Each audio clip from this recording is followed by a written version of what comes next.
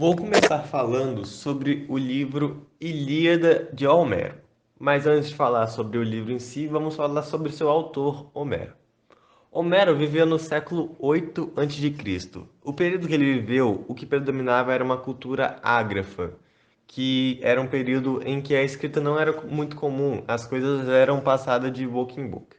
Então pode-se dizer que ele viveu num período grego que era muito antigo, e nesse período a Grécia nem tinha chegado em seu auge. Ele foi um grande autor por ser conhecido em fazer a Ilíada e depois fazer a Odisseia. Esse foi um dos principais motivos do seu reconhecimento até hoje. Ele era um grande narrador, um aedo, um cantor e um poeta. E na Grécia Antiga, esses nomes tinham uma grande importância, já que as escolas não existiam. Quem passava os ensinamentos, as histórias e as culturas para as cidades eram os próprios poetas. Eles contavam as histórias, os grandes feitos e grandes heróis. Homero era considerado o pai da epopeia e da épica, que na época era o gênero oral muito utilizado pelos poetas, que baseava-se em ter versos rimados que para contar as histórias. Esses versos eles não eram usados apenas para modo lúdico, para entreter as multidões. Eles eram principalmente usados para ajudar os poetas a decorar as histórias, que pelo fato de serem histórias muito longas a maioria das vezes, ficava muito complicado de decorar elas com precisão. Agora falando de Ilíada. A Ilíada foi a primeira narrativa marcante no Ocidente. Ela foi um livro muito revolucionário, foi uma grande história. Ela foi um dos mais, ela é até hoje, na verdade, um dos mais antigos documentos literários gregos que existem ainda. A maioria deles foi perdido, mas a Ilíada ainda existe. A Ilíada influenciou fortemente a cultura clássica. Ela foi estudada na Grécia e ela foi muito relevante que ela acabou fazendo parte do ensino básico. Eles ensinavam a matemática, história e ensinavam a Ilíada nas escolas gregas. E ainda depois disso, passando um tempo, ele fez parte do Império Romano. O nome Ilíada vem do grego Troia. Alguns historiadores contestam a existência da Guerra de Troia e até mesmo de Homero. Esses historiadores acabam que não acreditam que a história aconteceu e por isso criticam também se quem escreveu essa história existia. A Ilíada, ela inicia narrando os grandes acontecimentos do 10º ano da guerra. Ela começa com a ira de Aquiles sobre Agamenon, que era um importante comandante dos aqueus. E o livro tem seu fim com a morte do herói troiano Heitor, tendo seu último momento o funeral do mesmo. Um campo de batalha reuniu frente a frente dois exércitos formados por homens e heróis. O motivo: uma paixão proibida. A Guerra de Troia foi um conflito entre gregos e troianos que durou 10 anos. Acredita-se que os fatos por trás da lenda podem ter acontecido entre os séculos 12 e 11 a.C. A obra mais conhecida que narrou o cerco a Troia é a Ilíada, de Homero, mas ainda não há consenso entre os historiadores se Homero foi uma figura histórica ou se simbolizava múltiplos atores da tradição oral. Também não se sabe exatamente qual época o poema épico surgiu. Apesar disso, outros episódios da Guerra de Troia foram contados na literatura grega romana. Onde foi? Por muitos anos era consenso de que a cidade de Troia existia apenas na mitologia, mas descobertas arqueológicas modernas do século XVIII apontam que a Troia histórica está localizada na Península Anatólia na Turquia, a sudoeste do Monte Ida. No entanto, não há nada conclusivo a respeito dos fatores narrados na Ilíada, já que escavações encontraram evidências de pelo menos 9 ruínas de diferentes períodos. O estopim do conflito armado foi o sequestro de Helena, esposa do rei espartano Menelau, por Paris, príncipe de Troia. Diz a lenda que ela era tão bonita que o irmão de Menelau, Agamemnon, rei de Micenas, juntou suas tropas para invadir as muralhas de Troia e tentar resgatá-la. Segundo a literatura antiga, a Guerra de Troia começou na verdade por causa de uma birra entre os deuses do Olimpo. Eris, a deusa da discórdia, ofereceu um pomo de ouro a Hera, Afrodite e Atena. A mais de todas as três seria a merecedora do objeto. Para decidir a questão, Zeus enviou as três para Paris, que escolheu Afrodite como a mais justa. Em troca, a deusa do amor fez com que Helena, a mulher mais bela do mundo, se apaixonasse por ele. A guerra de Troia colocou frente a frente deuses, heróis e homens.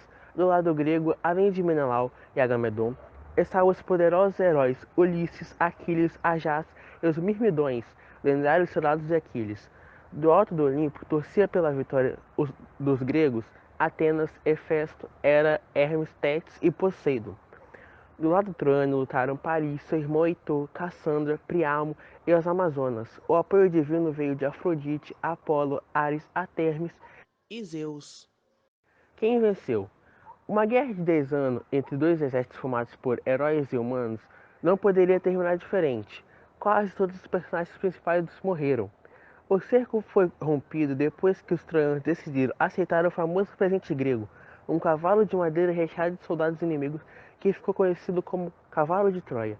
A cidade foi destruída, Paris, Heitor e os principais campeões morreram em combate, assim como o melhor de todos, Aquiles, que recebeu uma flecha no calcanhar, e Menelau levou Helena de volta para Esparta. Eu vou comentar sobre os principais personagens troianos e vou citar cada um individualmente e depois falar suas interações com a história e por que foram importantes na história de Ilíada, escrita por Homero.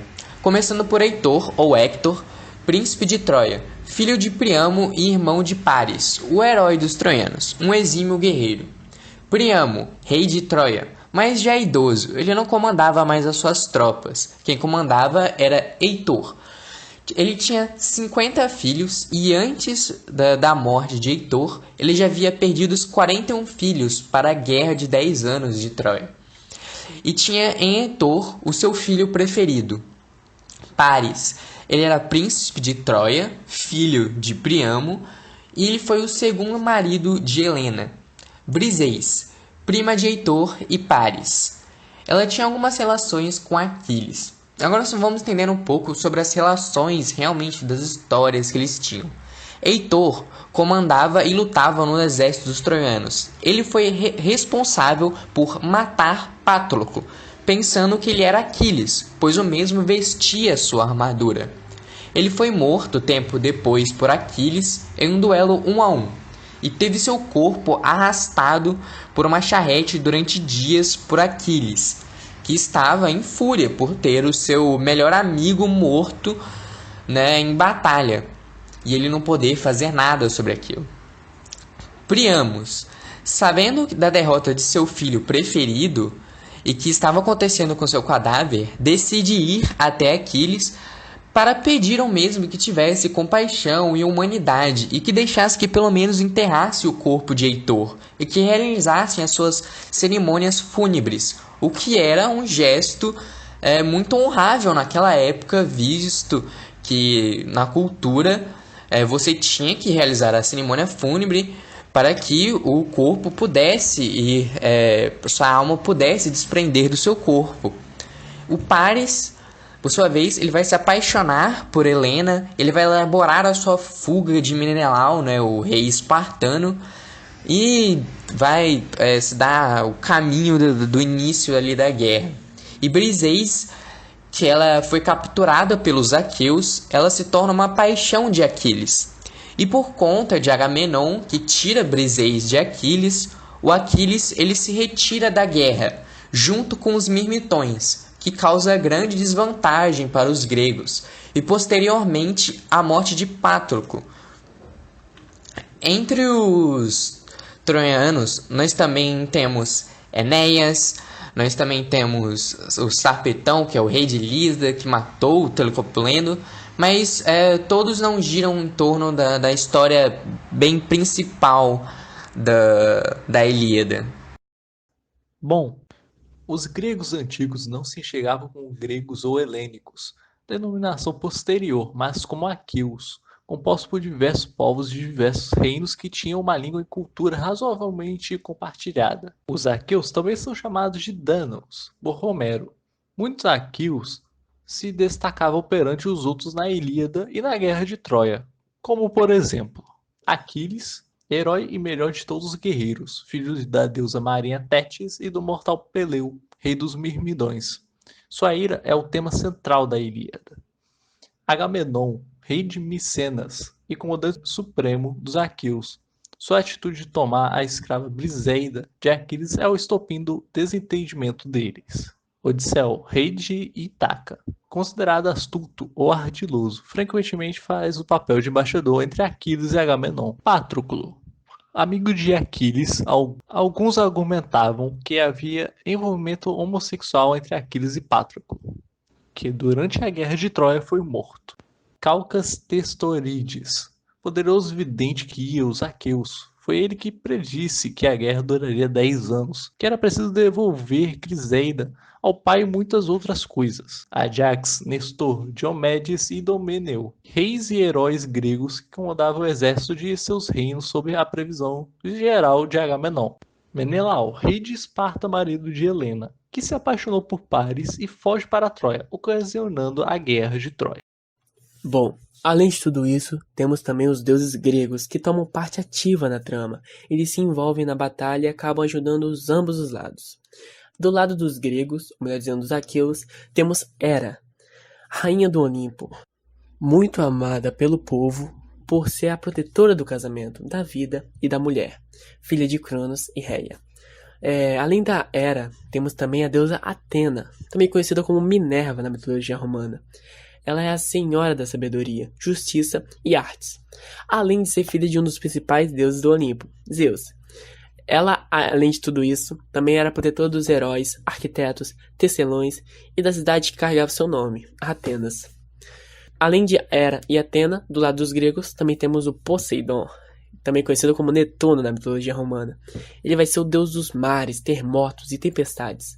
É descrito como um homem forte, imbatível, sendo considerado um dos mais poderosos, assim como seus irmãos Zeus e Hades. Também teremos Hefesto, que é conhecido como Vulcano na mitologia romana. Ele é o deus da tecnologia, dos ferreiros, artesãos, fogo, dos vulcões e também do lume, além também de ser filho de Zeus e de Hera. Também teremos Tétis, ninfa do mar. É uma das 50 Nereidas, filha do antigo deus marinho. Ela vai ser a mãe de Aquiles, que vai ser um dos principais personagens da Ilíada. Agora, do lado dos troianos, temos primeiramente o deus Apolo, que é um dos deuses do Olimpo. É visto como uma divindade de sol, poesia, música, cura, artes, e além de tudo isso também da profecia. Além de Apolo, do lado dos troianos, temos Afrodite, que vai ser conhecida como Vênus na mitologia romana. Ela é a deusa do amor, da beleza e também do sexo. Para Homero, Afrodite era a filha de Zeus e de Dione. Ares, que também vai estar do lado dos troianos, vai ser uma divindade temida, impetuosa da guerra, conhecido pela selvageria e por sua sede de sangue. Ares era temido pelos mortais e, além do mais, era repudiado pelos outros deuses, filho de Zeus e Hera. Além de Ares, temos Ártemis, que também vai ser conhecida como a Diana de Éfeso, na mitologia romana. Ela era uma deusa inspiradora das Amazonas, igualzinha a Mulher Maravilha que vocês conhecem dos quadrinhos. Filha de Zeus e Leto. Além de Ártemis, temos a sua mãe, Leto, que também era conhecida como a Latona na mitologia romana. Ela era a deusa do anoitecer e também filha de Febes e Zeus.